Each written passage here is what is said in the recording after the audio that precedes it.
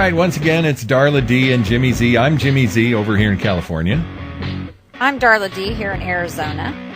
And we've got a lot to do. There's so much we can talk about. I think we're just going to fly in any direction we like. Obviously, the elections last night, in my opinion, there are two big elections to talk about. The thing in New York City, before we get into Virginia, the new mayor of New York City, Blasio, right? Isn't that the name? Yeah.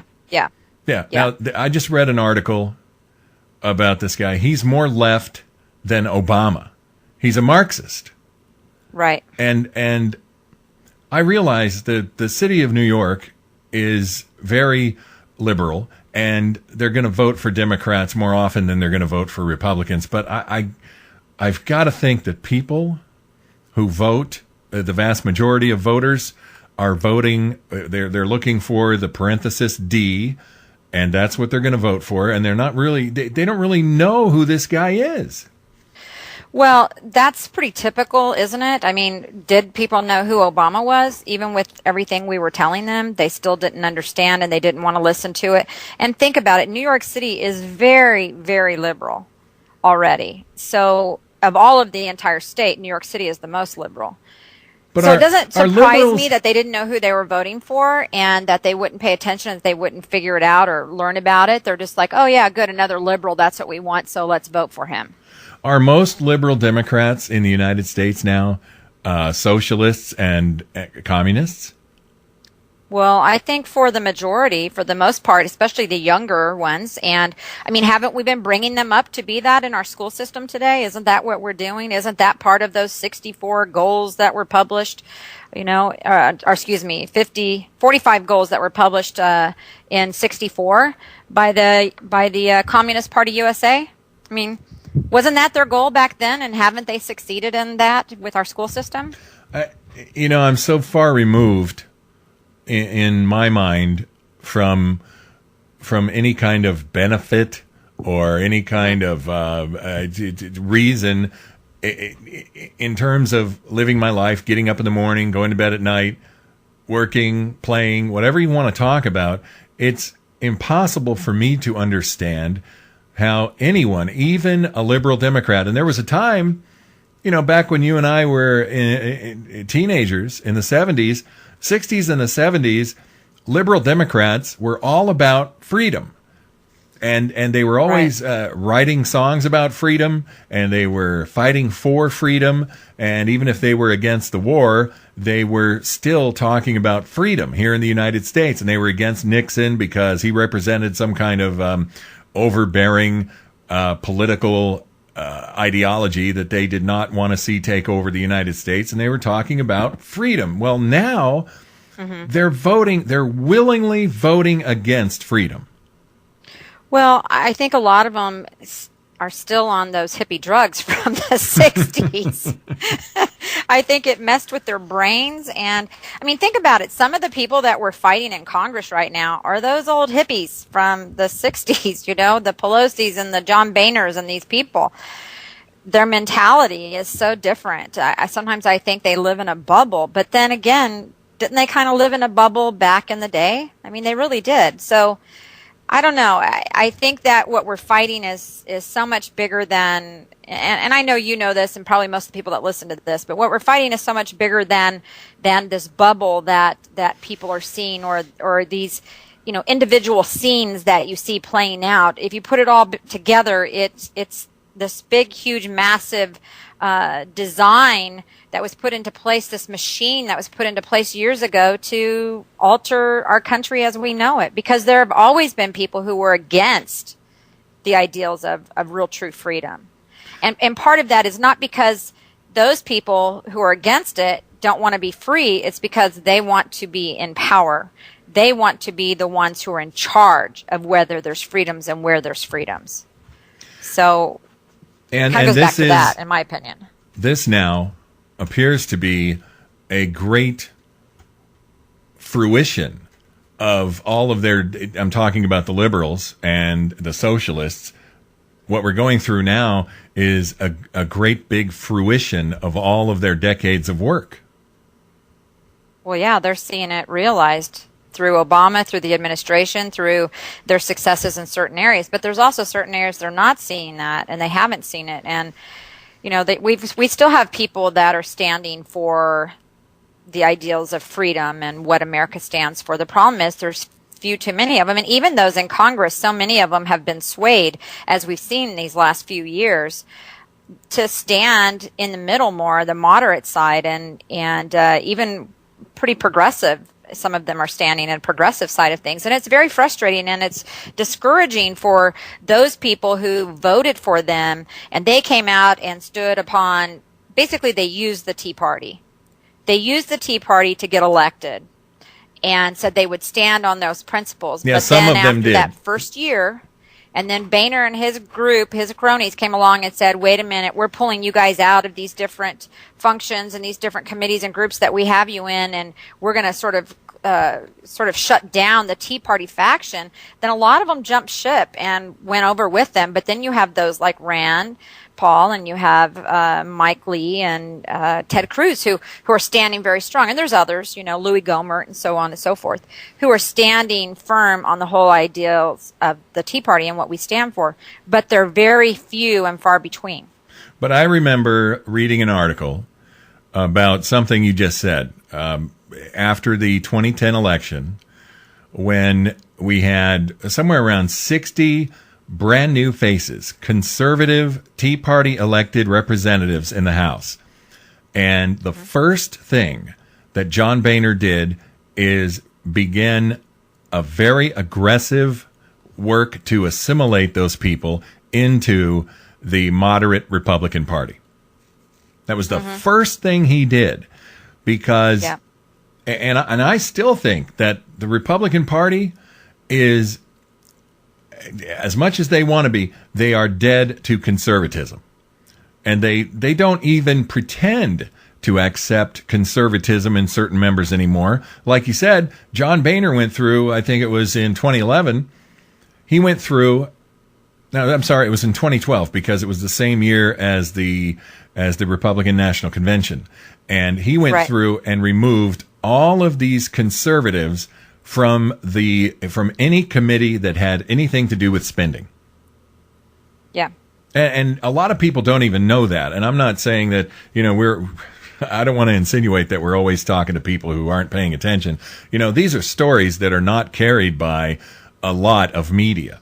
I don't even think people I don't even think people like Sean Hannity and Bill O'Reilly talked about it on Fox News. But if they did, it was very little. Yeah, and that was one of the most important things. It was shocking to me.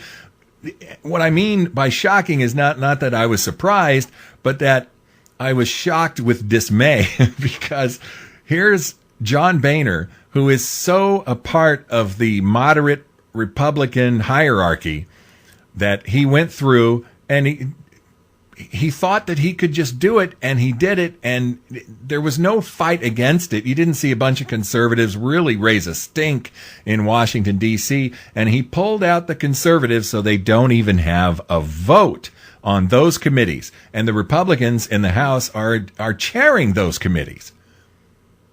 Right.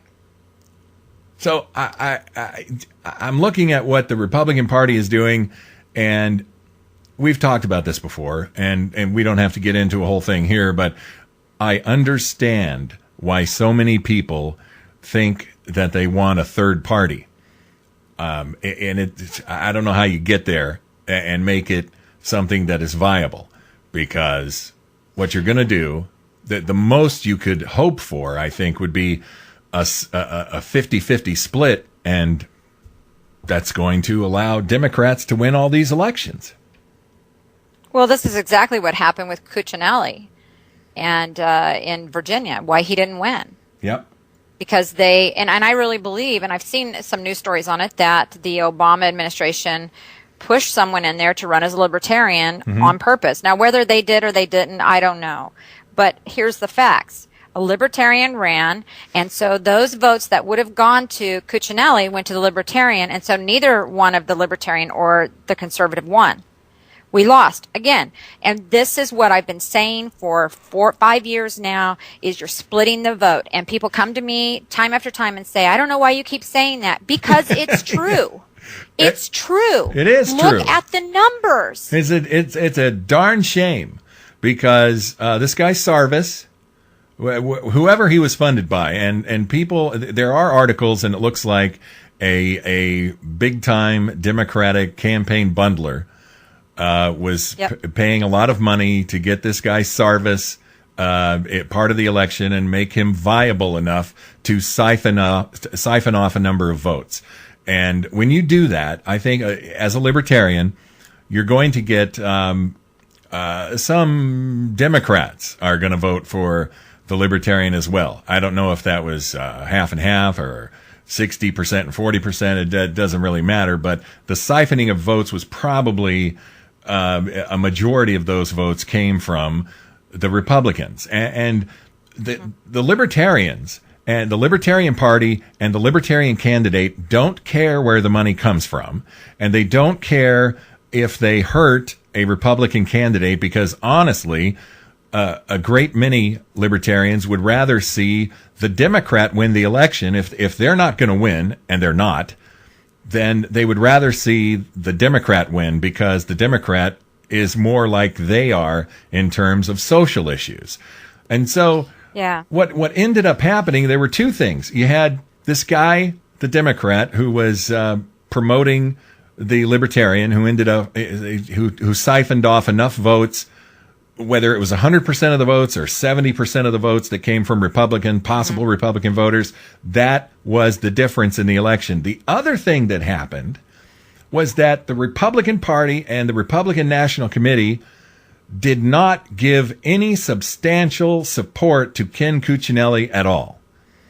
And that is so frustrating, because they would rather, Rush Limbaugh was talking about it this morning, and he said they would rather lose. They gave up on that election because they did not want Cuccinelli to win. He's too conservative for the moderate Republican Party. Well, and this is the war on Tea Partiers now. I mean, we have the war on women that we're supposedly a part of the GOP, and all these different wars that they say exist. But the truth is, right now, the main war is we're now fighting Democrats and GOP establishment. Yeah. We're fighting both. But here's the thing, and I'm going to go back to this again, and I kind of misspoke last time when I talked about becoming a precinct committeeman. I got myself confused because I hadn't really reviewed the steps in a while. But here's really how it works. And I've been telling people this all morning, because I've been on Facebook and some different pages, and people are talking about the election results and what we need to do. And here's the thing. If you want to change the establishment, then we have to start locally to elect new leaders to the new leaders to the GOP. And the way that happens is through precinct committeeman slots, or whatever they're called in your state. So when the precinct committeemen get together, they actually then vote for the person or persons to put into leadership of their party per county, then per state. Okay? So if you want to change your establishment leadership, you have to start locally to be a part of that. And the way you do that is you become a precinct committeeman, get involved with your precinct, then you get to vote for leadership. Now, let's say I have the one guy who's been in there for 25 years running my GOP, and he and all his cronies, and they're all total rhinos, and you go to the meetings and they sit back and drink their coffee and laugh and smoke their cigars or whatever they do, and they think they've got it all set and going the way they want. They're in control. We come in and we run somebody against them, and we bring in our Tea Party friends, and pretty soon we get that person elected to that local GOP. And then we get more of the precincts to do that countywide, statewide. Then we can end up pushing through some leadership at the top level. Those are the people then who decide who goes on that ballot and who doesn't go on that ballot. Okay, so if you want to change the leadership at the national level, where do you have to start? That's where you got to start. Let me ask you two questions. One, okay, you believe that without question in your mind, this is the way to turn the Republican Party back in a conservative direction, rather than starting a third party and going through. You would have to go through many election cycles before you could become a viable third party. Well, okay, let's take a look at it. In the late 60s is when the first third party efforts really started again at that point. If you go back and look at libertarian and your independent and your what are some of them, conservative parties, all these different parties that are out there.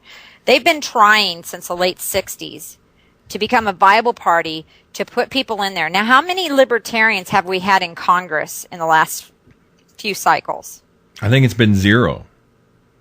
Well, we've had a few that were in there, and I think there's 2 or 4 total. I mean, there's really no more than that. But then didn't they run as Republicans? A lot of them run as Republicans. Why do you think they do that? Right, because the Libertarian Party isn't going to attract the votes. It's not going to attract the votes. So if you have a system where it works already as far as getting the votes, then where do you need to put your energy? I look at it like this. When people say to me, Darla, why in the world would you want to get behind the GOP? I said, I'm not getting behind the GOP. I want to take back the GOP to the principles that it's supposed to be. It's our party. It's not their party. They stole it from us. So just because they steal it, I'm supposed to just give up and go get a new party because they stole it from me? No, I want to reclaim it. It's like someone stole my car. As long as it's not trashed, I want my car back. You know. Well, what do you say to people who say that the party of Lincoln came up as a third party and won? And my answer is that was a much different America back then, and a much different Republican Party. Exactly. And I look at it like this. If today, with the amount of communication that we have access to and ability to communicate, nationwide, worldwide, within moments, if we can't have a viable third party now using any of the third parties that are out there, what makes you think it's going to happen by this next election? Or even the next 2 elections. No, it's not going to happen. For what 20... I say is, okay, if you really want to make a difference at the local level and run more independents or, libertarian type people or whatever, then get in there, become a member of your GOP, start working to take it back. In the interim, look for those candidates that fit your ideology. Okay, I want to ask you about Arizona politics because I was reading an article. And I saw that John McCain is now thinking again, after he said that his last campaign was going to be his final one, he's now thinking about running again. Is there... Puke. He's the worst. He is the poster child for the liberal mentality in the Republican Party. So what are you doing? What do you do in Arizona to try and get somebody? I thought J.D. Hayworth was faulty, but he was a much better candidate than John McCain, and I really had hoped that he could make a better showing. So what happens in Arizona? Is there any chance to take out John McCain? Yeah. The biggest problem with that election is John McCain had just run for president. And you have a lot of the older people, of course, kind of establishment and or just diehard GOPers who have been doing what they do for so long and have not really been involved in the Tea Party movement and so forth. So this election comes along, and they know they don't want Obama, and, they ended up, they tried voting for McCain for president. That didn't work. So now he's running for Congress again, and they want to, he's someone that they want to vote for because he was the guy that lost. And he has name recognition, and name recognition is everything in politics. It really is. But here's the thing. A lot of people have seen now, because they're paying attention since 2008 through 2010, right? Yeah. They're paying attention. They're awake now, a lot of them. They see how bad he flip-flops. It's like I always tell people, when it's not an election year, John McCain is all for amnesty. When it's coming up on an election year, John McCain is all for closing down the border. He goes back and forth. He plays it to his advantage. Here's the problem. A lot of people don't pay attention to him when it's not an election year. They just listen to him when it's an election year. But hopefully, the Tea Party has made enough of an impact, and if we get more people out here to be involved in our precinct committeeman slots, our GOP could actually just vote him completely off the ballot, and he wouldn't even get to run again. Wouldn't that be ideal? Yeah, that would smack him in the face. That would be an ultimate smackdown. If I was in But Vegas, I wouldn't bet. ultimately- I wouldn't bet money on that. But I want to. No. I want to stress something But you it said. did happen in Utah. It did happen in Utah in 2010. But, I think we're going to have to get people back involved. Look, we've had a page on Facebook. I wanted to tell you about this. We've had a page on Facebook that was Flip This House 2010. Now, if you remember, we had a big campaign in 2010, and we had buttons and T-shirts and the whole thing, and we introduced that when we were at the big march on D.C., and I talked it everywhere. I went at all those tea parties on those tours with the Tea Party Express, etc. And since that time, our Facebook page still said Flip This House 2010, and I couldn't get Facebook to change it. Well, we kept trying, and finally one of our moderators wrote into them and got them to change it to Flip the Senate 2014. Now, we did this yesterday. Now, in the interim, we had created a graphic and pinned it at the top of the page saying, we know that it says Flip the House 2010, and we're trying to get that changed. But until then, we're moving on to the next election, and that's Flip the Senate 2014. And so our page doubled in numbers very quickly. And then it turned around and doubled again. And now we got the name changed. So if you go to Facebook and just put in the search, Flip the Senate 2014, our page comes up. We've got 74,000 plus people that have joined that, have liked that page now. Now, a few months ago, it was 15,000. Mm-hmm. So it has grown like crazy. And I've been paying really close attention to what people are saying in there. And they really want unity, and they want everyone to get together on the same page. And we've talked about how there's no unity in the Tea Party. And one of the things that frustrates me is everyone's always waiting for someone to be the shining knight that comes through, like the Ronald Reagan guy who unites us. And this is what I'm telling people at this point. You are the one you've been waiting for. You're the one. Because all politics are local. You have to get out from behind your keyboard. Yes, keyboard warriors are important, but they're not everything. We have to get out from behind our computers too and do the work. And I know people don't really like the idea of more work. But if you want to save your country, you're going to have to get out from behind the computer a few times a month in order to take back this GOP and take back this country. It's going to have to happen, friends. So I even checked myself to be sure, because I had been a precinct committeeman before, and I'd become inactive. I was very busy and traveling and so forth. So I checked the other day to see if there were any openings in my precinct. And fortunately, my Tea Party group here has done a great job, and all of the slots are filled in my precinct, which is great. But what I can do is also help with some phone calls. The next election, I can help with getting out the vote efforts or whatever I need to do. If I need to walk the neighborhood or something, take one Saturday morning and do that. I can do that. I can step away from my computer as busy as I am, and I can do that. And I know if I can do it, a lot of other people can. But here's the other part. Could more have people helped Cuccinelli, even though they weren't in Virginia, to get elected? Well, sure, of course. I was telling people as far back as 3 months ago that you've got to be sending money into his campaign, because he was far out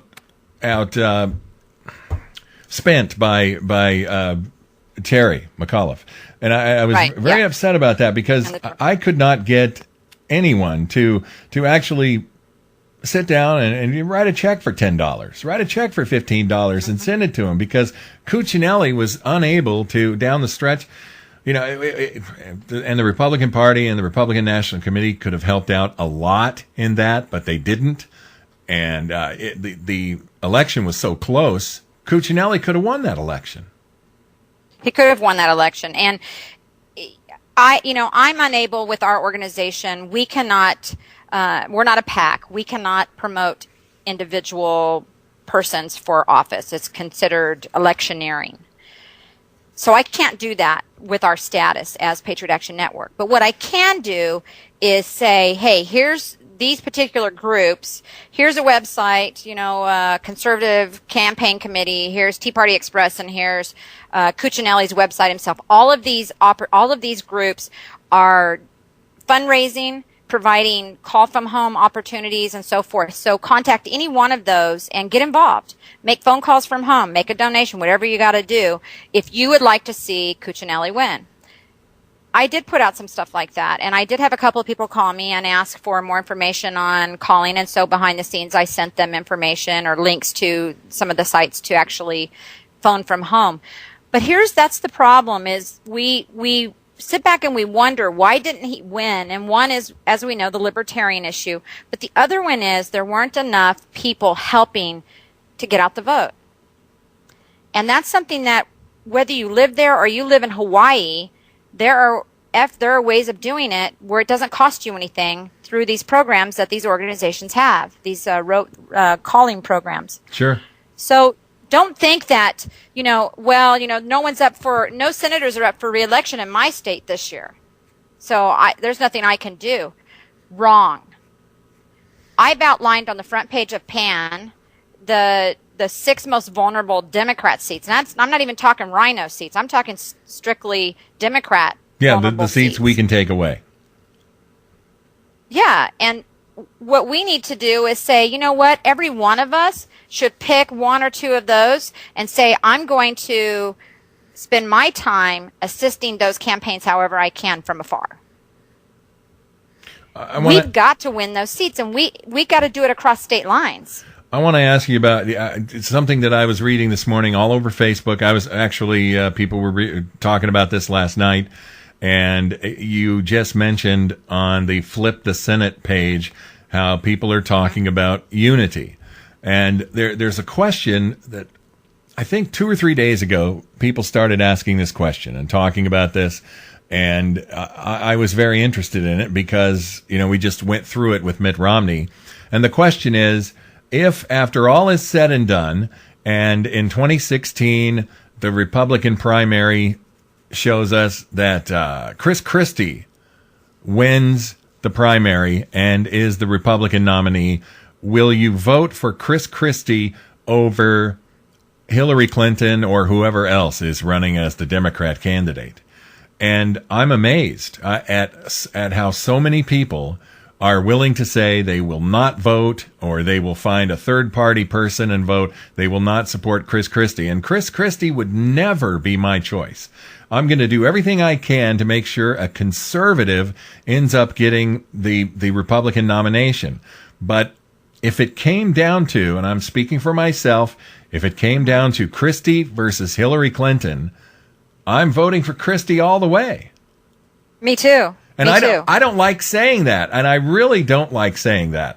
But but that's the problem with a lot of the conservatives. They're going to say, "I'm not voting for another." That's the problem, the lesser of two evils. Now, if you compare Chris Christie to Barack Obama, now let me back up. If you compare Chris Christie to Michelle Bachmann, then my choice would be Michelle Bachmann or Rick Perry or Rick Santorum. They were more conservative than Chris Christie. Right. But if you compare Chris Christie to Barack Obama, would you rather have Chris Christie in the White House today instead of Barack Obama? Hell yes. Well, I'll say what I've said in the past. 2010, I was telling this to people when I was on the tour and so forth is, look, when was the last time we had a real, true, what we call a real conservative in the White House? First of all, it's been a long time. Long time. Ronald Reagan wasn't even really conservative in a lot of areas. He became more conservative in certain areas in time. Yeah. But he was more of a moderate. And he's the closest we've gotten to a real conservative. All the Republicans since Reagan have been less conservative. So a moderate is about the best, I think, that we can expect at this point in time, is someone that's more moderate in there as a president. But here's the real key. Here's the key. The Congress is where you want it stacked with conservatives. Right. The Congress. If the Congress is stacked with conservatives and they put forth bills and they put forth legislation that is very conservative and it's passed by them, a moderate president is going to sign off on it. A moderate Republican president, yes, is going to go along with those things. He's going to sign off on it. And even if he only goes with 80 or 90% of it, we're so much better off. Right. So that's what people have to understand. The law is developed, is created, is legislated through our Congress, our House of Representatives and our Senate. That's who makes our laws. That's where we have to stack it in our favor. So you want conservatives, you want real conservatives, that's where your efforts have to be. They have to be there. And if you come close this election season and you don't win, like with Cuccinelli, then we have to get really determined that, you know, the next conservatives that come up in office in that area, and then eventually for governor again there, that you have to work twice as hard between now and then to get them the full vote next time. It isn't all going to happen in one election season. It's not going to happen. And you're going to end up with some like McDonald, who we thought was, you know, a real conservative, and he turned out to be a rhino. Am I right? Yeah, well, I was just going to bring up, you've also got liberal states where we would, and, you know, I know a lot of people don't want to think about this, but in some liberal states where we have a chance to get a moderate Republican into a Senate seat instead of a liberal Democrat, yeah, you got to hold your nose and you got to support the moderate Republican. I can already see the comments on Patriot Action Network and Facebook where we put this out, those who really took the time and listened to this, and they're going to say, I'm not holding my nose ever again. I'm not going to vote for the lesser of two evils ever again. And my comment to you, and you might get mad at me, and you might get ticked, and you might leave Pan, and you might unfriend me, and all those things, and that's fine if that's what you desire to do. I hope not, but I hope you'll be willing to accept that not everyone thinks like you do. And I don't expect everyone to think like I do. But my thought is this. It's like, you have to think strategically. This is like war. It's not cut and dry. It's not cut and dry, is it, Jimmy Z? No. It's not cut and dry. We're seeing that it's not cut and dry. So if we're truly at war, we have to think strategically about how we're going to win in time. And yes, some of those moderate Republicans aren't going to vote with us on all of our social issues. Nope. But they are going to vote with us more on certain issues. Yeah, and if we can get rid of some of the establishment guys and get more conservatives in there, then we're going to have more people like the Ted Cruz and the Mike Lees and so forth to help us. That's what we have to focus on. But to just say, if I was to spend all of my time hunting all the rhinos and not worrying about my other seats, we could end up losing those rhino seats to Democrats. Absolutely. When you start talking about Mitch McConnell, and there are a lot of people who are saying you got to get Mitch McConnell out of there, you got to get John Boehner out of there. When you do that in the primary and you end up with a candidate that does not have name recognition, and the Democrats run a candidate who is charismatic and has name recognition, you can very easily lose that seat. You mentioned also that people don't like voting for the lesser of two evils. I've got news for you, and I've been voting for many decades now. Politics is always about the lesser of two evils. And you can have somebody like Ted Cruz who's really good and you might think magical. He's really not magical. He's a human being, and he's not perfect, but he's much more preferable to a moderate Republican. I agree. But politics has always been about voting for the lesser of two evils. I've never voted for any politician that I agreed with across the board. And I doubt we will ever find one that we would agree with. Even Ted Cruz, there's certain things that he says that I'm not 100% in agreement with. Yeah. You know, and part of that depends on your religious affiliation, you know, your spiritual status with God, with the Lord, what your relationship with God is about, and where you're at that way. There are some Christians who think that we're crazy for voting for anyone who doesn't believe as we believe in every area. But there are others who say, you know what? I have to vote for those who are closest to my ideology. There are some Christians. Some Christians are completely against being involved politically at all, which I think is wrong. Also, someone told me recently that God doesn't tell us that we're supposed to be involved politically, and I said he may not use those exact words that we're supposed to be activists politically, but he tells us every day that we're to abhor evil, we're to stand against it, we're to stand and do the right things. He tells us to give to Caesar's what's Caesar's. He says that we're to abide by the law of the land. If we're to do that, the laws just suddenly appear? And we're supposed to pray for our leaders. And one thing that I remember talking to a guy on Facebook, And we were talking. It was one of my threads, and I said, one of the most important things we can do for our government is pray for everyone in office, including praying for Obama. And the guy told me he would never, ever, he was a Christian guy, he would never consider voting for Obama. And I'm telling you, if you want to see some change in this country, and I realize it's very spiritual. Praying for Obama or voting for Obama? Praying for Obama. Okay. Did I say voting? You said voting the last time there. Oh, that's bad. Yeah. I just confused everybody. I'm saying But pray you meant for praying, Obama. so I'm just clarifying that. Yes, absolutely. And if you had the Christians, people who identify themselves as Christians, who are praying for this country and praying for things to finally turn around, if you are praying for Obama, and by that I mean for God to get Obama's attention, then there are things that are going to happen on a spiritual plane to Obama that are going to affect the way he governs. And I'm not saying that God is going to pull the choke chain and turn Obama around and make him a on-fire Christian for the Lord. But we don't know. But you don't know, exactly. And we are, most importantly, the Bible says very clearly that we're supposed to pray for these people. And sure, sometimes it's hard. Do I want to pray for Michelle Obama? Not really. I don't like her at all. In fact, I like her less than I like Barack Obama. But we need to pray for these people. They're lost. And again, I don't want to over-spiritualize it because, we're talking about politics, but at the same time... No, but it's important. This is what the Bible says. And if you want to see change in America, if the Christian people in the United States are on their knees praying for their country, praying for their leaders, praying for the people they agree with, praying for the people they don't agree with, praying for pundits. I think it's a good idea to pray for people like Michelle Malkin I was thinking about the other day, because people were talking about how on that issue of whether or not Andrew Breitbart was assassinated, if I was Obama and I wanted to assassinate anybody, God forbid, Michelle Malkin would be on my list because she is incredible on television.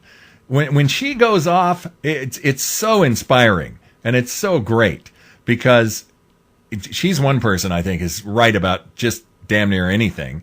And she also has this way of expressing herself that must make liberals crazy. But you got to pray for all these people. We must pray for these people because pretty much the Bible tells us to. Well, the Bible tells us to, and think about it. I mean, Paul, who is such an advocate for Jesus Christ, was so against Jesus Christ. He was spreading a message against him initially, and he had his road to Damascus moment, and he changed. That's and right. Then he became a major advocate for Christ. And even, here he is, imprisoned in a hole in the ground. We're not talking like the nice cushy prisons people have today. No. We're talking a hole in the ground, cold, dirty, wet, nasty bugs, creatures.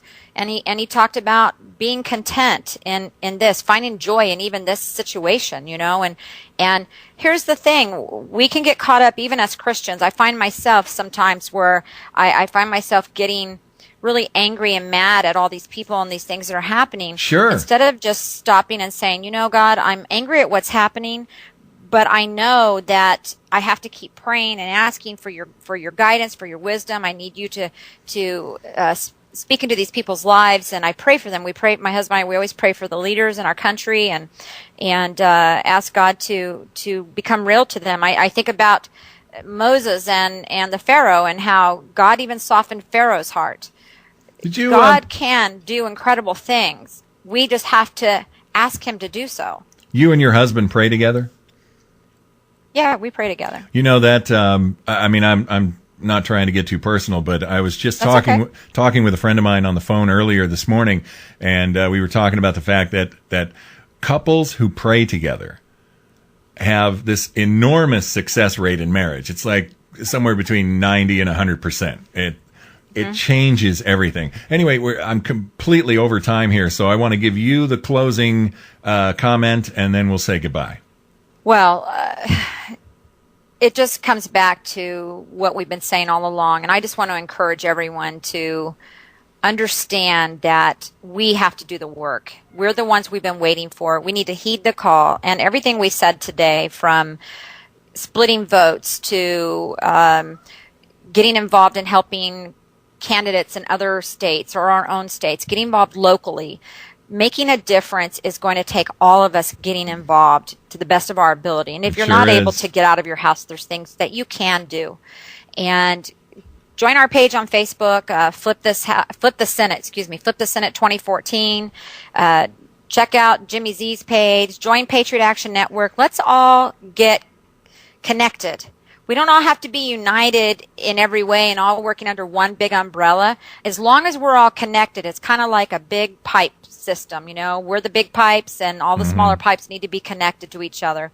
And let's all get connected. That's how we stay united in purpose, and we move forward working together. We just all need to heed the call. This is not 2009 and 2010, but we can re-energize our excitement and our enthusiasm and our desire to take this country back where it needs to be. And we need to go at it with even more fervor now than we had then. So I'm hoping that people will get enthusiastic and get off of their rears, and let's do something. Let's take her back. That's Darla D. I'm Jimmy Z. We'll be back next week with much more to talk about. Thanks for listening, everybody. Darla D. and Jimmy Z.